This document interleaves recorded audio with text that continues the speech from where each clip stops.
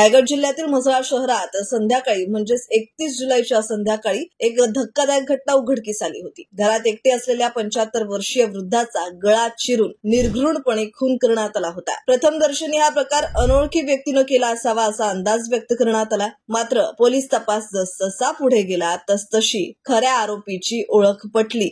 हत्या करणारा दुसरा तिसरा कोणीही नसून मृत व्यक्तीचाच नातू निघाला। मोहम्मद असगर अली परदेशी वय वर्ष 18 असं आरोपी नातवाचं नाव असून शौकत अली हुसेन मिया परदेशी वय वर्ष 72 असं हत्या झालेल्या आजोबाचं नाव आहे। 31 जुलै रोजी महेश शौकत अली परदेशी हे त्यांच्या खोलीत एकटेच झोपलेले असताना आरोपी नातू मोहम्मद असगर हा त्यांच्या खोलीत गेला। जाताना लोखंडी रॉड आणि घरातील धारदार सुरी सोबत घेऊन गेला असता आजोबा आपल्याला सतत त्रास देतोय या हेतूनं आजोबाचा कायमचा काटा काढण्याचं त्यानं ठरवलं। मोहम्मद असगर यानं प्रथम आजोबाच्या डोक्यावर लोखंडी रॉडनं प्रहार केला आणि नंतर चाकूच्या सहाय्यानं मानेवर सपासप वार केले। तसेच दोन्ही हाताच्या नसा कापल्या आणि कोणत्या तरी अज्ञात इसमानं आजोबांचा खून केल्याचा बनाव रचला। आरोपी मोहम्मद असगर काहीतरी लपवत असल्याचं पोलिसांच्या लक्षात आलं आणि पोलिसांनी आरोपीला ताब्यात घेतलं आणि त्याच्याकडे सूत्र वळवली। पोलिसी खाक्या दाखवताच मोहम्मद असगर यानं खुनाची कबुली दिली। आरोपी नातवाला पोलिसांनी अटक केली असून विविध कलमांतर्गत म्हसळा पोलीस ठाणे येथे आरोपी नातू याच्या विरोधात खुनाचा गुन्हा दाखल करण्यात आलाय। श्रीवर्धन उपविभागीय पोलीस अधिकारी सविता गर्जे